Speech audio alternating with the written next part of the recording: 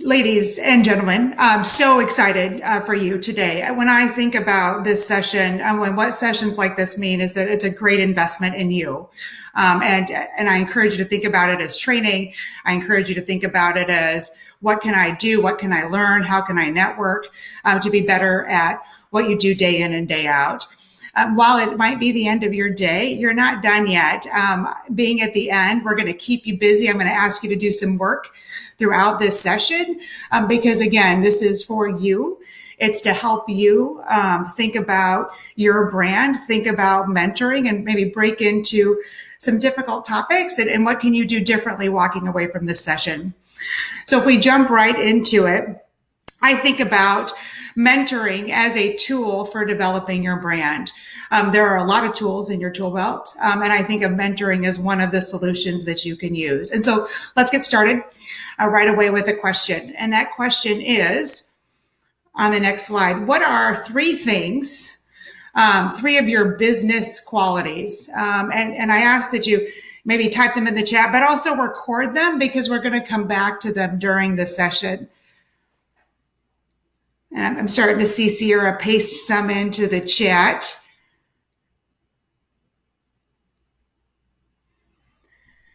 People-minded, time management, self-motivated, a connector, collaborative, creative, organized, a leader, solution finder, awesome, driver.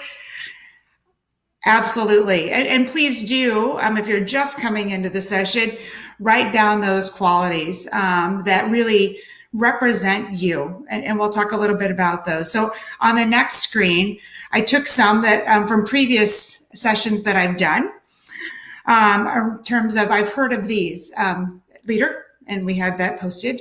I've heard Mrs. Fix-It. So they, maybe your career is you get put in places that need to be fixed. You're a doer, a communicator, a GSD, you get stuff done. You're an innovator, you're a problem solver, and so much more. And so hopefully some of these resonate with you and represent what are the things, your hallmarks, the things that precede you. On the next page, you might be thinking, gosh, this is a session on mentoring.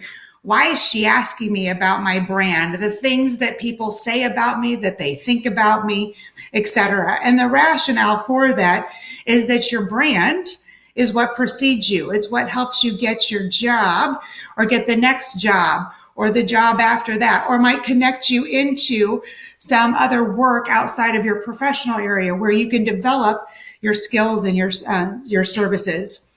So on that next page, let's dive deep into brand. And I know there was a great session on brand. Nahamani covered, I think it was you are the CEO of your brand. I know not all of you could attend, but let's walk through what is a brand.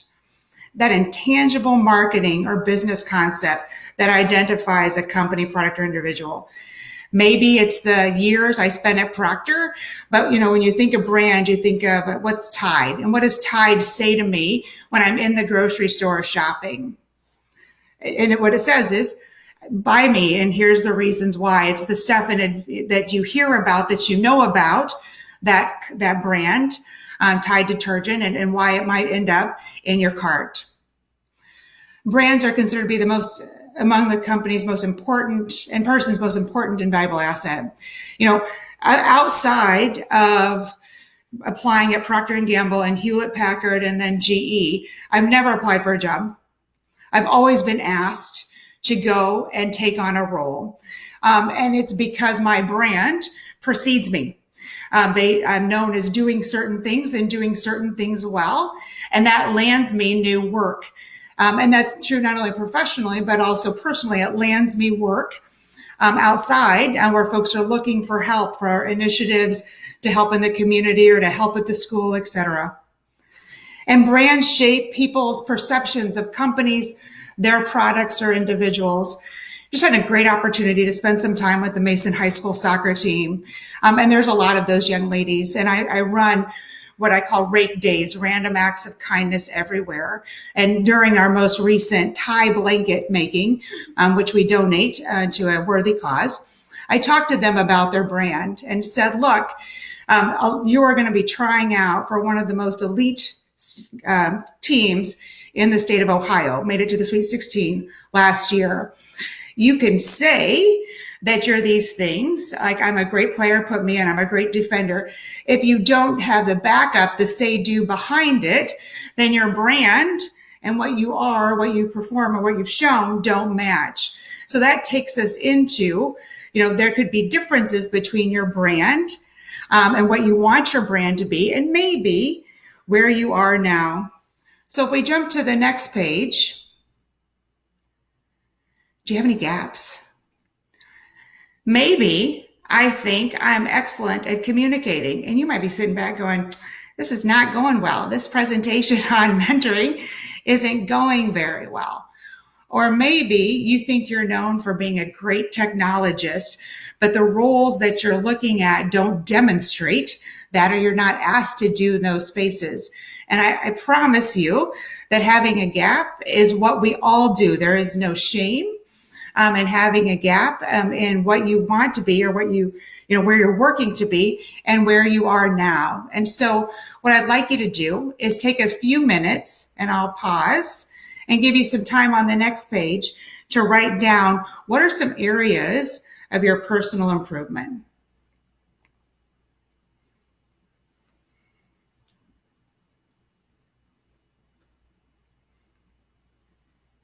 And I know Sierra is going to be cut as you write those down. If you could just paste them in, or paste in one or two of those into the chat window, then we can start looking at them and contrasting maybe your brand, or what you're working to build your brand as a leader, but you're not getting those positions because maybe you're having a hard time prioritizing work.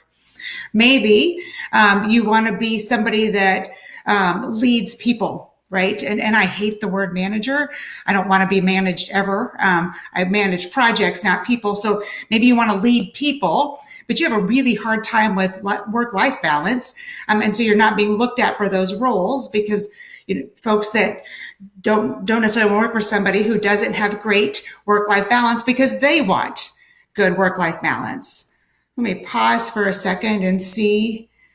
Sarah, are those couple that you pasted the initial qualities, or are they maybe some gaps or area to improve?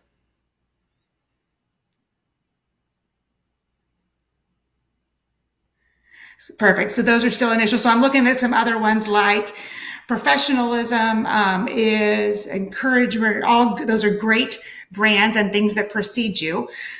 So one of the things Sarah is telling me that we're getting is I have a hard time saying no. I am right there with you. No, when I was growing up was a 4-letter word. And that showed up in some really crazy places for me. And during my time at Hanover College, I was vice president of my sorority. I was captain of the women's basketball team, and I had 7 jobs. And I did all of that at the same time while still going to school.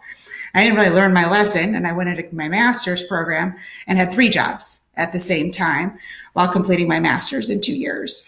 So we'll talk a little bit about that, because that is a hard thing to do, because we often think if we say no, then we're not going to be considered for the next thing. But we'll learn that really does impact your priority setting, because when you have too many things, you don't do them all well when you're making sacrifices.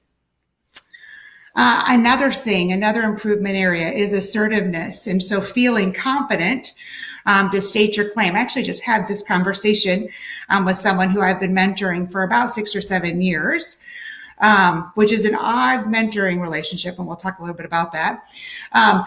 But she struggles to be assertive and to share her perspective. And so we can talk a little bit about that. And the last thing I see is defining better goals. Perfect insights. Let's jump to the next slide. Here's some things that can impact that I've heard over my time that I've coached people on is, managing attrition, And transparently, we're in a world right now where folks can easily go to another company and potentially get, different work at a higher pay. Work-life balance, and what is that, and what does that look like? And as a people leader, and how do you demonstrate that to your staff?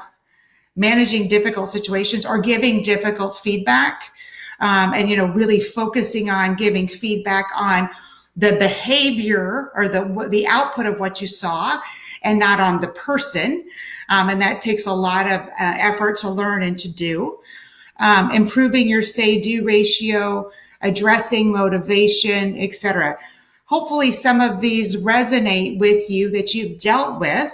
And as you work on those, from recognizing that you have those gaps, they can impact your brand and impact what people perceive and know about you even before you get a job or some new work.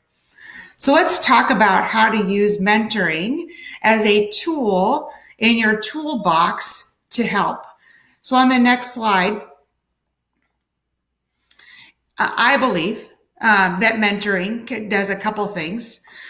Or mentoring is a couple things. One, it's a match, right? You're trying to find the right connection to build a relationship with another person that is strong and has some transparency. Because if you're not going to get transparent feedback on your actions or on your problems, it is not a good mentoring relationship.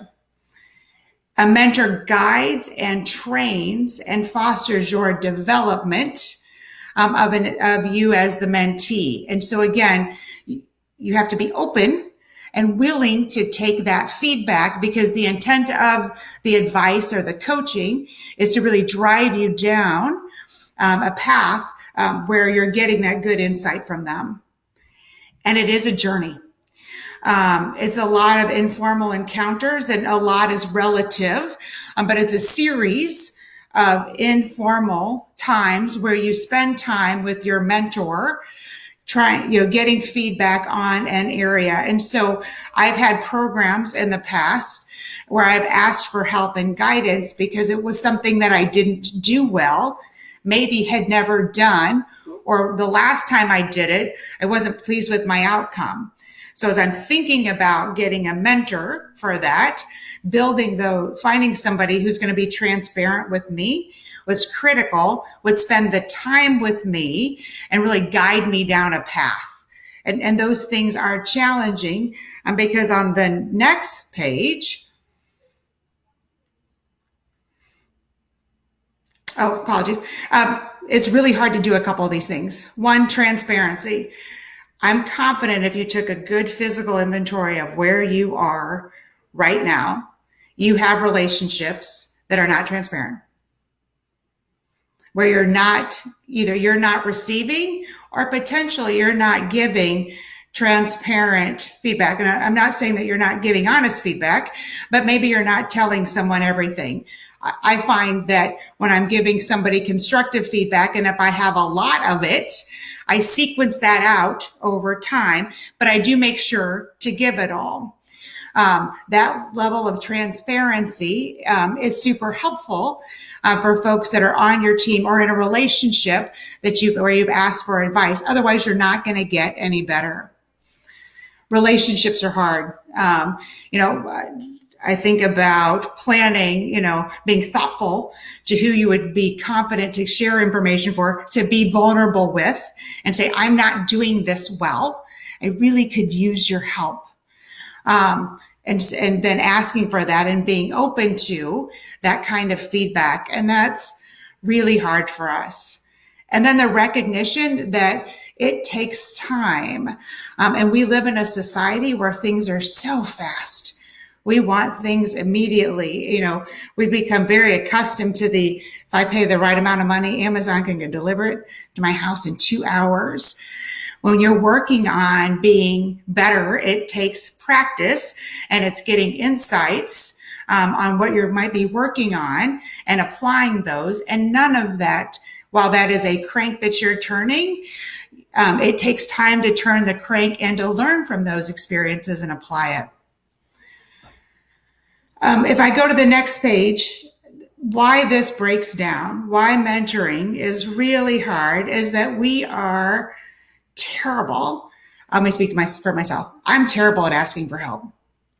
I've never been good at it. It's something that I actually work on and get coaching on, because we've been brought up to be strong and dependable, and we take care of ourselves and our families. And that could be little people, big people, older people, etc. But we are looked at to do that. And so asking for help, engaging in a mentoring-mentee relationship is really hard for us. And my encouragement to you is that asking for help is not a sign of weakness. Retrain your brain to do that. Otherwise, exhaustion will drive you to that. That's the only help. So my encouragement to you is to look at, where do you need some help? Recognize that getting help is going to help you and help the people around you, and embrace that as a great thing, because you're also setting an example for the folks around you, where you're saying, I'm learning and trying and practicing a new skill, just like you would want the folks looking around you, whether you have direct reports or not, what you would want them to do. So that's one way that I think being a mentee is hard. The second thing is the right person. You know, when Facebook came out years and years and years ago, and I have a daughter going to college, and she said that Facebook's for old people. But she had to sign up for Facebook because that's part of their college registration process. It gave me a lot of internal joy. Facebook talked about Facebook friends. And I probably have hundreds of friends in Facebook, because that's how I get information. I'm from my high school back in Illinois. But are they really friends? When I talk to my children, or I talk to people about picking a mentor for them, there's you in the center of your circle. And then there's a really small circle around you that are trusted advisors that give you feedback for the benefit of you. And if you look at that, that's a small group. For me, it's probably 3 people that when I ask them for help, I know they're doing it for the help of me, not the help of others, right? Or themselves. And if you really challenge yourself, you're going to find that some of the folks that are around you, or that your friends, aren't really in that inner circle. They're in the next circle out. And those are the people that you know. Might be great to hang out with. And they may be an okay mentor if your goals are aligned. And then obviously there's the rest of the world. But when you go to pick that mentor, you really have to look at, what's their vested interest? Are they on the same program I'm in? Are they trying to get to the same outcome I am? Or are they working on something different? Because it is really hard to selflessly give feedback for the betterment of the person without having any personal gain. There's a handful of people I've seen do it well, but I encourage you to think about that as you walk into any mentoring relationship that you engage in, is understanding, are they going to be good advisors for you? Are they going to give feedback for the betterment of you, or potentially you plus others, and that could impact the feedback you give? So choose wisely and evaluate often. On the next slide, when you're ready and you know who and what you want, then you're ready to set up that first meeting. And so let me give you an example. I was early in my career, so back in the 90s, I was asked to lead a multi-country effort. I had never done it. And I was struggling. And so I went to my people leader, who had a colleague who had done something similar. And she would have benefited from this project that I was leading going well. And so I chose her because I knew that she was going to benefit from me doing this well. And so we had a very successful rollout. It lasted about a year of effort and investment. but her outcome was aligned to my outcome. While not directly, she benefited from it, and it gave me great insight. So I set up that first meeting with her. And in that first meeting, I talked about, is this a safe zone? Because if it's not a safe zone, then that should be a red flag. Anything that you say in those sessions need to stay in those sessions. Introduction, what are you looking for out of that session? And how are you going to measure progress? You're asking someone to spend time with you. And that's a use of their 168 hours in a week. How are you going to demonstrate back that their investment in you is meeting the goals and the objectives that you've set up? Go through the basics of when, how often, etc., and talk about what's going to happen at the end. Time bound it a bit to say, I'm really looking for help on leadership because I have this coming. I'm really looking for help in a global solution or, in a global rollout because I have this coming. And then work on your development plan and give updates. The worst way to do mentoring is to say, well, you mentor me, and show up in the first meeting and have nothing to share. And I've had a lot of those as the mentor, where I'm really kind of pulling out or trying to tease out, what do you need from that? So as a mentee, sign up for, being thoughtful to the use of the time as well as the outcomes that you want. Now, my only caveat to that is that when you're dealing in a global company, sometimes an ask from a non-U.S. citizen can be a little harder. And so maybe give a little more grace because they may not feel comfortable asking that because that's part of their culture. So those are a couple caveats to that. But in general, as a mentee, you want to be very specific about the help you're looking for, what looks like success to you, and then you have to be open. Feedback is a gift. And that took me a long time to get my head wrapped around from my career perspective. You're going to see two gifts that I've received on the next page. And one of them, I have absolutely no idea what my grandparents were thinking. My sister and I are there. That was a gift that we received. That was back in the 70s. And then I got a chainsaw. I kept both gifts. And both gifts have served a purpose, even though I may not have understood it at the time. And so when you get feedback that may feel like a sweater that's itchy, don't throw it away. Don't donate it. Take it. Maybe you don't have to wear it that day, but think about what that feedback is because someone was kind enough to share it with you. And so if it doesn't fit now, put it up on the metaphorical shelf for a few days. And then come back to it and go, what were they trying to tell me? Because sometimes it's an outfit that you wouldn't see today. And sometimes it's great because it's a chainsaw. And I use that that was my 21st birthday gift from my father. And I've used it every year since then, multiple times. So not every gift fits at the time you get it, but all gifts are given and need to be considered. So please don't ever throw them away. On the next page, my next steps for you, and we're moving kind of at a quick spot. So, and I love that because I love Q&A, and I love more of the rich dialogue. But mentoring and asking for help means that you're going to be vulnerable. So take a personal inventory. Where are you at, and where do you want to be? Where can you grow and change? And there are lots of tools to help you get there.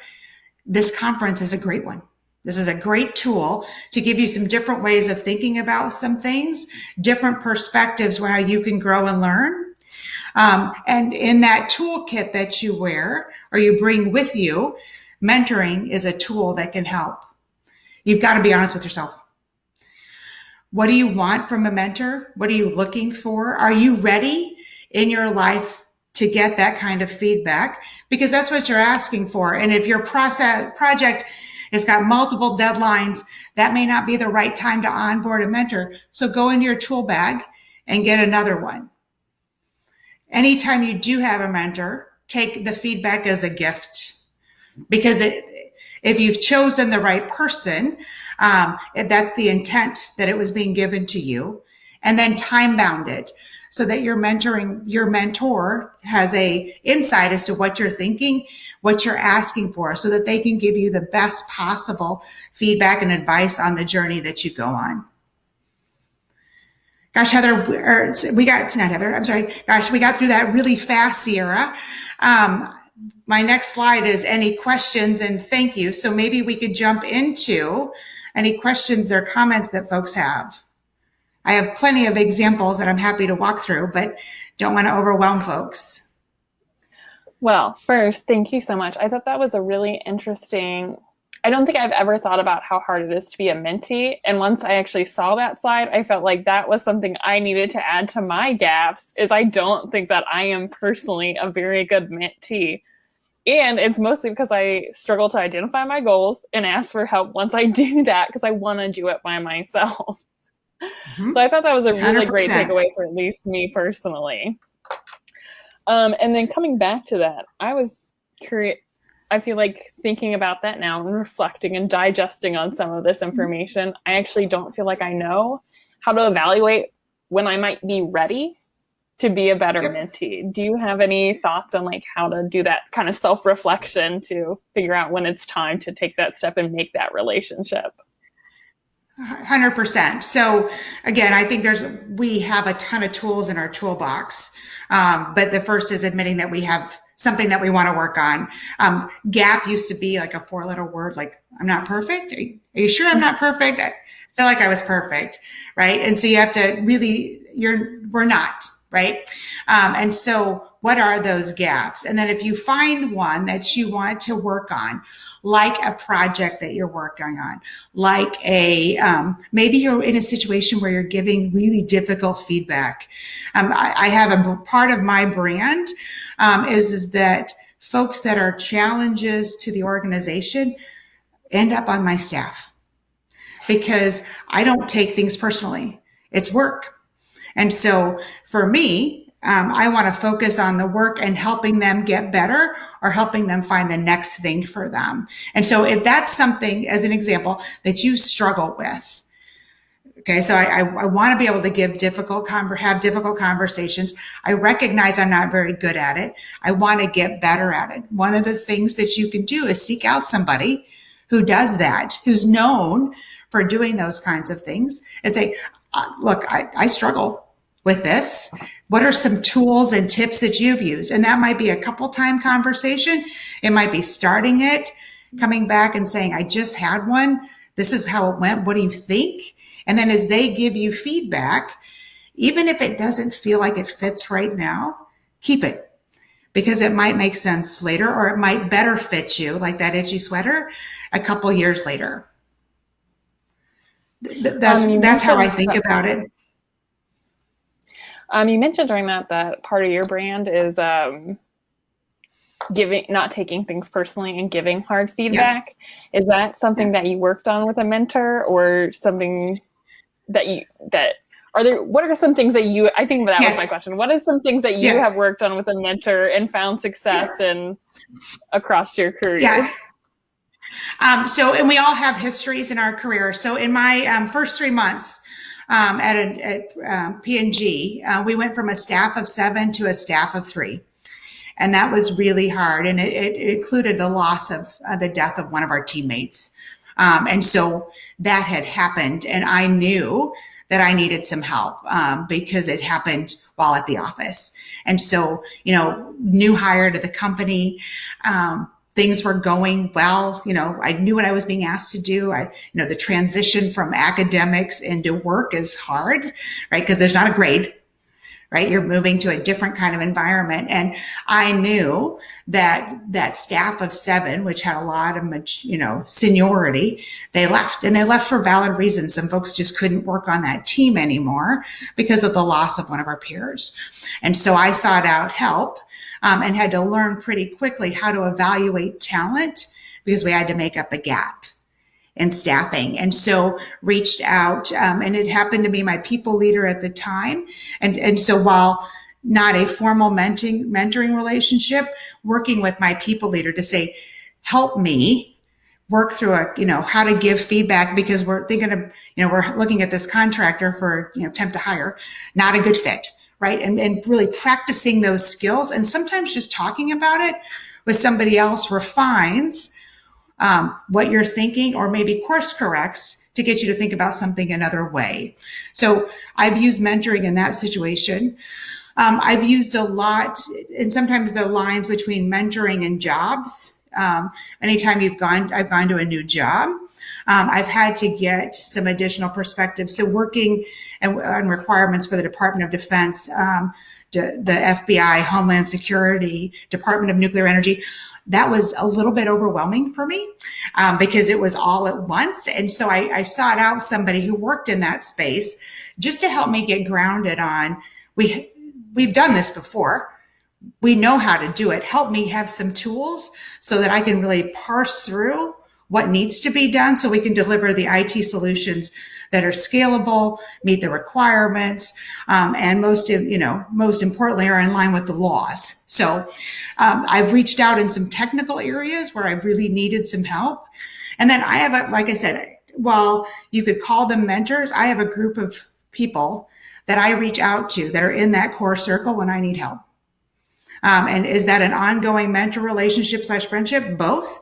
But it's a mutual respect in a similar work environment to get feedback. I'm sure some of us have been in situations where maybe we didn't feel best represented from being a female. And so my father, God love that man, he sent me some pictures and said, honey, go drain the swamp because the alligators will leave if the swamp's gone. And so that was as interesting as that is. And I just saw him my dad yesterday, he's like, how's the swamp going? Because sometimes females are swimming around with a bunch of crocodiles, and you need to get work done. So you drain the swamp so that the crocodiles leave. And that's applied to a couple of sides of my career multiple times. So I can address a problem or think about it differently. So I wouldn't call my father a formal mentoring relationship, but when I need a different perspective, it's always good to have those folks that you can go to and get good insight from. Yeah, my dad was actually probably my first informal mentor also. I remember applying for my first job and him calling and like practice interviewing with me and it being very uncomfortable to be like a very professional adult in front of my dad who's known me and like since I was a baby, obviously. So right, absolutely. I love that. It was a very challenging way to act in front of a father figure. And with the but rest good. of your, yeah, go ahead. Yeah, I would say, but good, right? Because your dad has hit your best interest at heart. And I know that's not true for every parent relationship. And I'm sorry for that.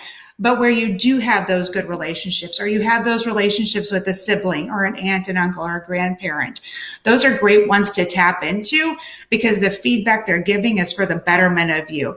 It might be a little towards you, right? Because they love you and they care for you. Again, if that's the relationship that you have, but it's also really good insight. Those informal relationships are key to you getting a well-rounded perspective. I cut you off, Sarah. Apologies. Oh, no. I was going to ask, is your dad part of that core circle? And where have the rest of those people come from? Are they friends from like your youth? Are they people you've met along the way? Or people that transition to that as formal mentors?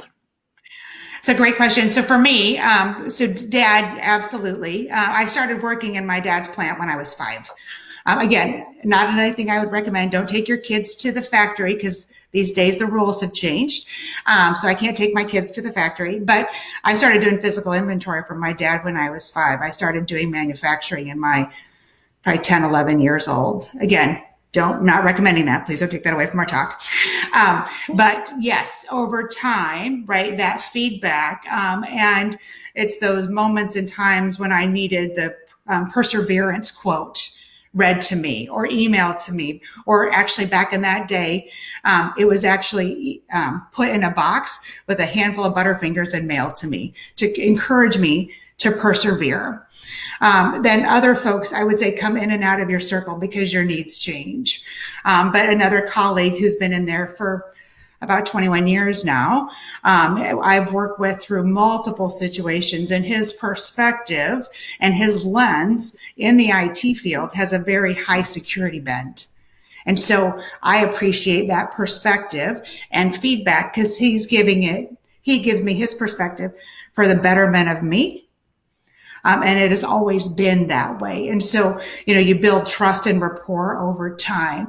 But there have been people in my circle that I've had to go back, move them into the people I know, because over situations have been, they gave me feedback. And while it was helpful, it actually helped them more than it helped me.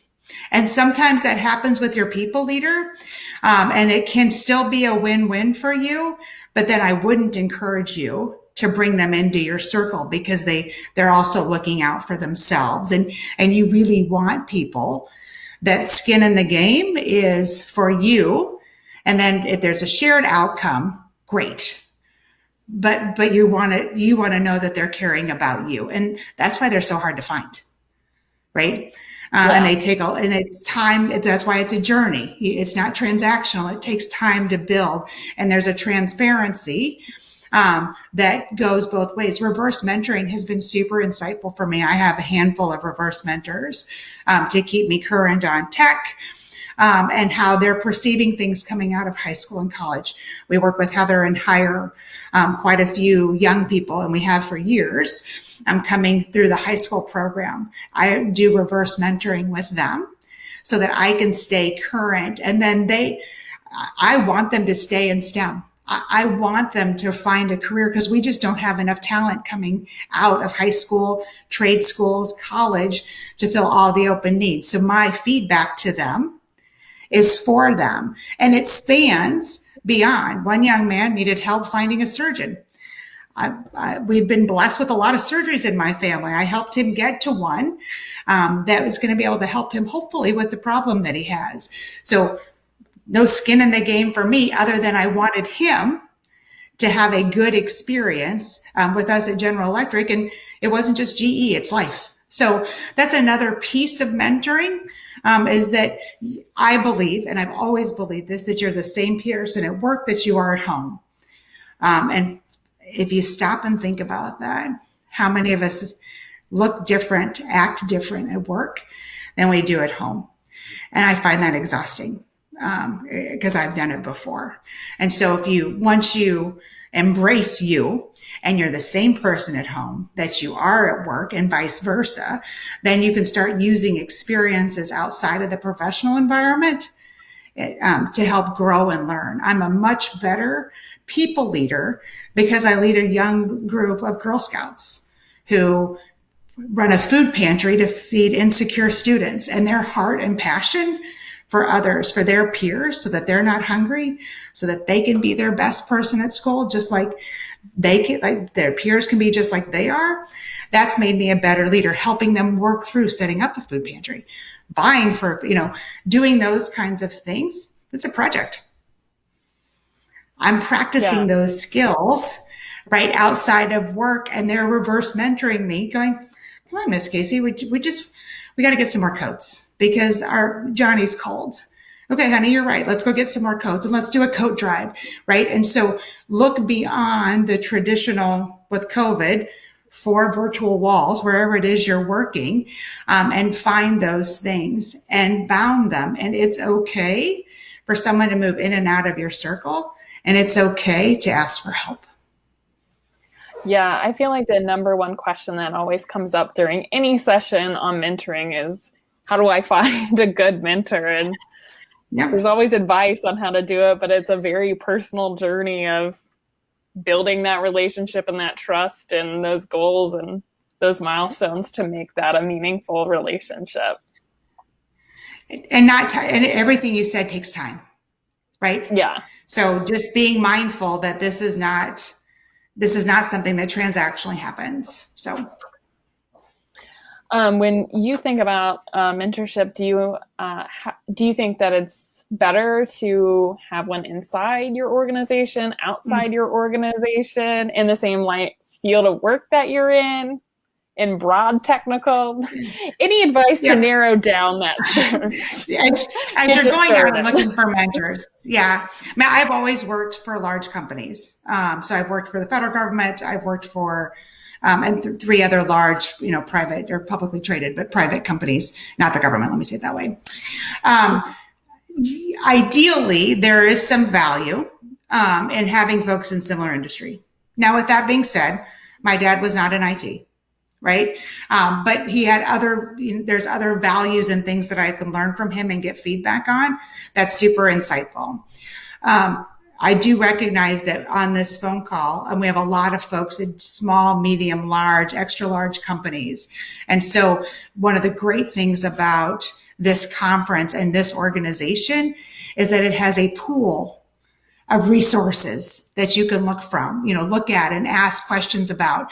And mentoring can be that ongoing relationship. It can also have a transactionalness to it if you just want to ask some questions, right? I'm thinking about these things. So don't necessarily go in saying, I have to find the perfect mentor at the very first time I do it. You won't, right? Just like, you may or may not have found the perfect mate if you're down that path the first time you went on a date. Just typically doesn't work out that way. So that can, but I want to ask some questions. I want to get a feel. You know what you need. And if you're in a conversation with someone and it's not going to help you bridge the gap, it's okay to part ways. But maybe from that conversation, you get another person that you could connect with and handle all of those with grace. So Sierra, really appreciate your time. I think, I really would like to learn a little bit more about something you said. Is there anybody else you would recommend so that I can continue to grow and learn? Because I know you've got a lot of great experiences and I look forward to continuing to connect with you. But I want to dive a little bit deeper on this. And so handling it with grace, right? Keeping communication lines open and maybe finding the next person that you can connect with. If you're in a large company, go to your networks, go to your women's network. You might have a local network, et cetera. And if you don't, if you're in a small company, leverage this organization. There's an amazing amount of talent. If you listened throughout the day to day, just some great inspiring conversations from women who faced challenges, grown, shared their learnings with you. You're going to be that person. So get some help and coaching along the way so that you can continue down that path. And then one final question from me before we wrap up this session. It was fantastic. You talked about being the same person at home and at work, and I think that can be really intimidating, potentially, to kind of bring your full self to work. What kind of steps do you recommend? Is that something that's worth a mentorship relationship to kind of practice and grow that? What kind of advice do you have there? Yeah, yes. So, and it depends on if you really take that physical inventory, if you go back to, if you go back to the last slide without going back to it, but think about being honest with yourself. How different are you? For me, I had the box of Casey at work and the box of Casey at home and the box of Casey volunteering. And what was interesting is that I was, program managing certain things, and trying to do that differently with a different lens was exhausting. And running into that in grad school, and trying to work those three jobs and do all of those things, made me sleep not very much. And I recognize that I can't run on that kind of fuel. And so that drove a tipping point of I've got to figure this out and get some help to do that. So absolutely getting help in terms of somebody who you see being the same person in different areas of their life is a good person then to connect with. Back in 2013, my little sister, kid sister, she's not little, she was going through a divorce, which was fine. But she ended up getting her divorce. 12 days later, we found out she had cancer, and 10 days after that, she had her first chemo. And because she no longer had a spouse to kind of carry through on those processes, it was me. And so it was a conversation with my husband saying, look, I'm going to be with her, and you've got home. And then it was with my staff. I'm going to be different because you're going to see me at the hospital, and you're going to see me at a different house in the background. And I'm not going to be in the office as often, but I'm the same person, because I'm not going to be me if I'm distracted in Cincinnati and not in Indianapolis. And we did that for 2 years and 17 surgeries. And I had with her, and multiple times where I'm in the hospital giving a presentation like this, and there's bodies going behind me on beds going in and out of surgery. And everyone understood it. So, because we're human. So if you're trying to be superhuman, or, a super person at work and not human, you are human. So represent that. And had I not gone through that journey, Sarah, earlier in my career, I would have handled that very differently. And I wouldn't have been able to be the sister, the leader, the mom, the volunteer that I wanted to be if I wasn't the same person, because of the other challenges going on. And so my encouragement to you is to be yourself, and be yourself at all things. And if you need some help figuring it out, or unpacking that, or talking about gaps or challenges, a lot of us have faced into it. Just ask. And if you don't feel good about the response you've been given, then part ways and go to the next person, right? And if you don't know who that is, ask the person you just connected with, do you have any other recommendations? And continue on your journey. You are worth it. It will help you be your best you. And it's a tool in your toolbox. And to be fair, it's one of many. Thank you so much for sharing such a personal story about your journey to where you are today and your relationship with your sister. I have 2 sisters, and so that really hits home with me, who I would do anything for. So I feel like I found a lot of things to relate to between your sister and your father, and I just found this a really great session. With that, I just want to switch over to share some closing words from Get With It for all of our attendees. Thank you so much for joining us, Casey. Sarah, thank you so much. And thank you all for your time and investment. Please do take this day and all of the things that you learned as an investment in yourself.